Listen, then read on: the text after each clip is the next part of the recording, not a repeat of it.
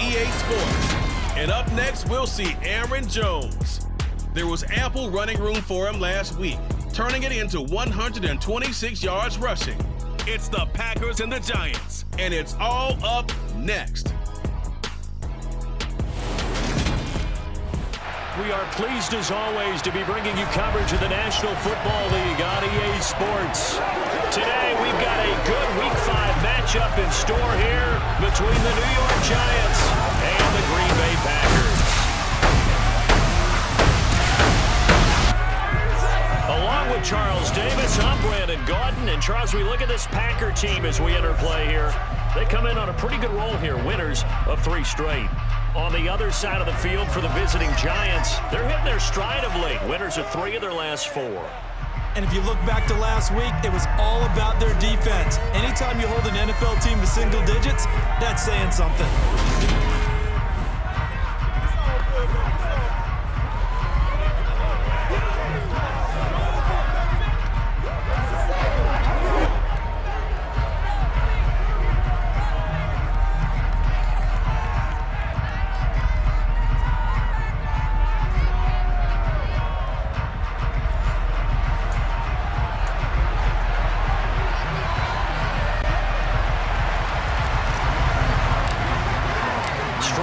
This will be a good one. 2 one-loss teams getting together as they're underway on EA Sports. And we'll see a return here from the end zone. And the decision to bring it out, not a good one, as he's tackled it to 15. Here come the Giants, led out by their former 6th overall pick out of Duke back in 2019. Daniel Jones under center. And for how good he is throwing the ball, it's his running that makes him so dangerous. He had a couple of touchdowns on the ground in last week's game, so we'll see what they dial up for him for this one.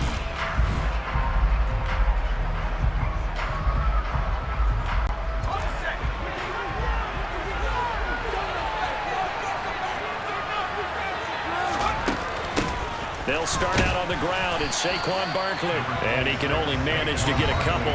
2nd and 8 coming up. These are his numbers from last week's contest. And Charles, how do you think he ran the football? I thought he definitely had his moments. I did think that they could have utilized him a little bit better, and I'm definitely going to keep an eye on him to see how they're going to use him this week. And now a pass dumped off to his running back. They'll give him 4 yards there, and that's going to lead to a 3rd down. So this matchup, the second of 3 games in London this year. Vikings and Saints were here last week, and then the Broncos and Jags, they'll be at Wembley at the end of the month. Plus this year, remember, a 4th European game, our first one ever in Munich, Germany. It'll be the Bucs and the Seahawks November 13th. They are such a talented team at defending the perimeter and taking away throws to the outside. Great confidence, great skill. And here's Gillen on now to punt as he gets this one away. On the return, it's Rodgers. 33 yards is the distance on the punt there. And it'll be Packer football here. 1st down and 10. Green Bay's offense trots out. And just as it has been since week 1 of the 2008 season, Aaron Rodgers leads the way now in his 18th year in the National Football League. Well, he did go 2-2 in the last ball game. Well, actually, he went 2-2-1, with the 1 being the victory. Yeah. That's the bottom line there. But wasn't it funny at practice? He threw one when we were watching, threw an interception, and the defense got on him a little bit, good-naturedly.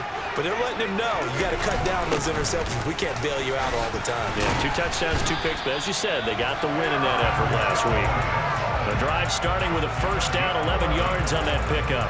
This running game so important for them, and they know that. It helped lead him to a victory last week when he was over 100 yards. Let's face it, it's their identity, and that's what they want to play to. They want to be that team that runs the ball really well each and every week, and right now we're seeing a pretty good pattern of that happening.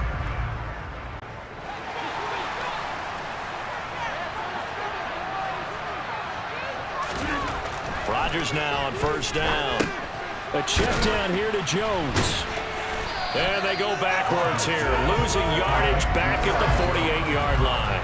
A completion, yes, but certainly not what they wanted. A loss of a full 6 yards. Well, that wasn't exactly a thing of beauty. I know they completed the pass, but look at the yardage lost. I mean, who does that make happy? That's why I don't play in PPR points per reception fantasy leagues right there. You don't deserve anything for that. But you get credit for it? Is that how that works? Yeah. Well, I know whoever has this team's defense, they were happy about that play. 23 yards the pickup there. A first down catch for Allen Lazard, who's turned out to be a personal favorite of quarterback Aaron Rodgers. He's carved out a nice role in this Packers receiver rotation.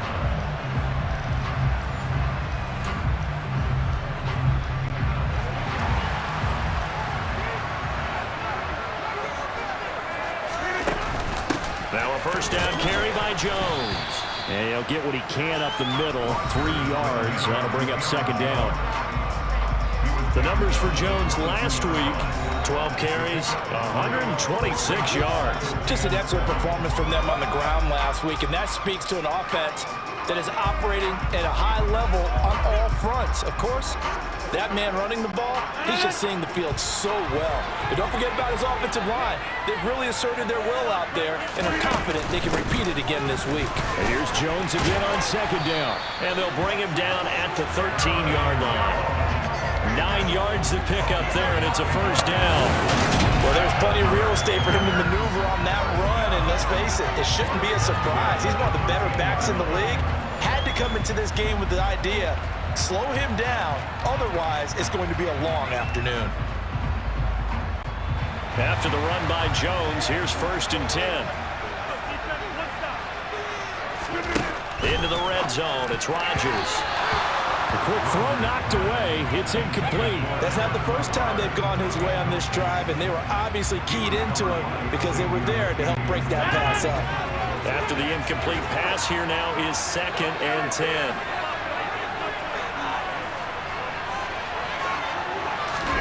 Off the play fake to Jones. Here's Rodgers.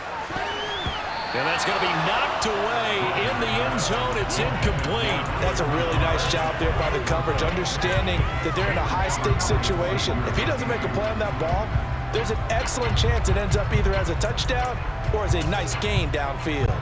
This offense was on the move. Now 2 straight incompletions have them looking at 3rd and 10. Now Rodgers. And he can't find anywhere to go with it, and he goes down. Shane Zimenez able to get him down for a loss of 11, and it brings up 4th down. The kick by Crosby is good, and the Packers are off to a 3-0 lead. So he's been automatic to this point of the season, and he connects on the field goal there. And what a luxury it is to have a kicker you can depend upon, partner, because he hasn't missed all year long. Converts on that one as well. And kudos to you. You didn't jinx it. After the made field goal, now Crosby will do the kickoff duties. And here comes a return from a few steps into the end zone. And only able to get this to the 19, so probably should have opted for the touchback. So the Giants getting the football back here for their 2nd drive. These guys definitely hoping for a better showing than their last appearance. They couldn't really even move the football much beyond the shadows of their own goalpost, Charles. We'll see if they can get a better, more sustained drive going here. Yeah, and every team that we ever talk to says the exact same thing. When you start a drive from that deep in your own territory, the goal is a minimum of at least 2 first downs, because even if you have to punt then, you change the field position, right? You flip the field a little bit. They didn't get that done. This time they want to string together a nice drive and help themselves out. And they'll get 8 out of this before being stopped at the 28. The Packers bringing in an extra member of the secondary here to try for the 3rd down stop. They'll try to run for it with Barkley. And this will be a Giants 1st down as he'll take this up to the 38-yard line. We all love to have a home run hitter in the backfield that can take it the distance. For short yardage, trying to pick up first downs. Oh, he's a nice luxury to have, isn't he?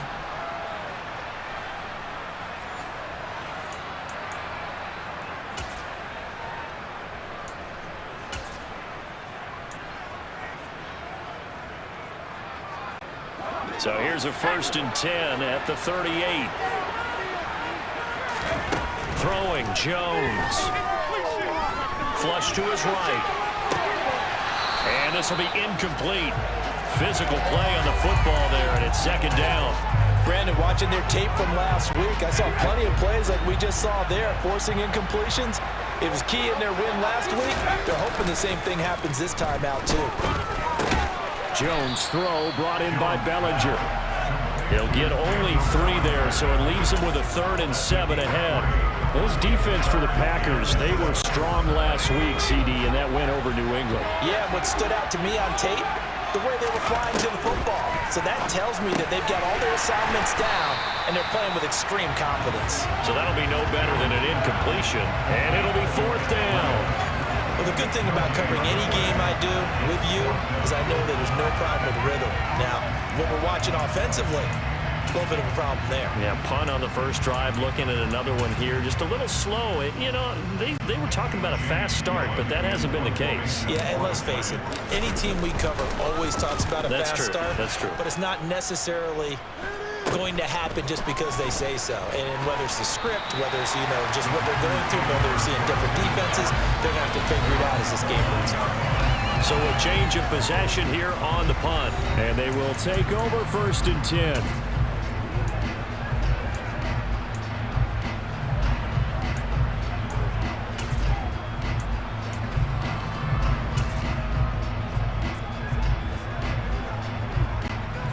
The Packer offense ready to get their next drive underway. They've got a 3-0 lead and the football as they start 1st and 10. Well, into a sea of defenders and intercepted. And the Giants are going to take possession of the football. Well, this wind is definitely going to be a factor as this game goes along. He's throwing straight into it here in the first quarter, and the ball fluttered on him a little bit. He'll definitely have to file that one away and make a mental note of it. Now Jones. Now a quick throw there, going to be batted away and incomplete. And these are the situations that really test the defense, those sudden changes. They're already inside field goal range to start the possession. Their goal now, keep it to a long kick, if indeed they end up trying one. On 2nd down, here's Barkley. And a good-looking run there as he'll take this inside the 20 and down to the 18-yard line. 1st down, Giants on a pickup of 14. Well, they came into this game saying it was important that they set the tone and show that they can run the football. And I believe that they've done that here in the first quarter.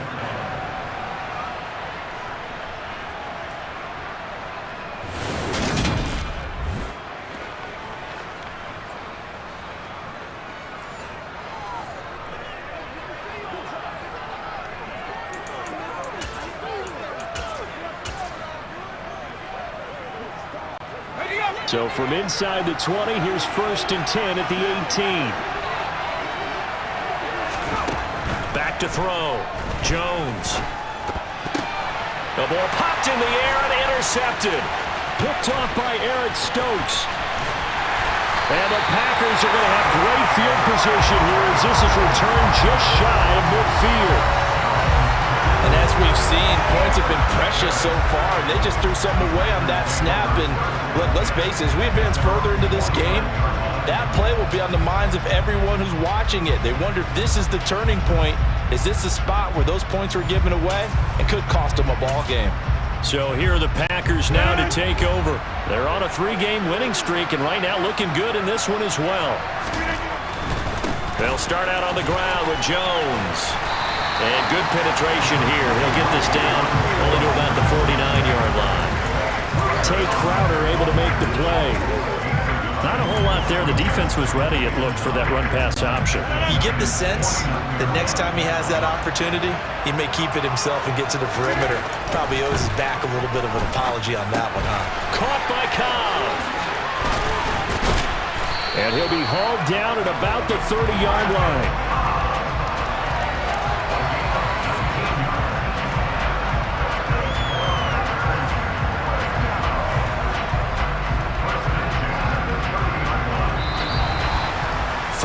After one on EA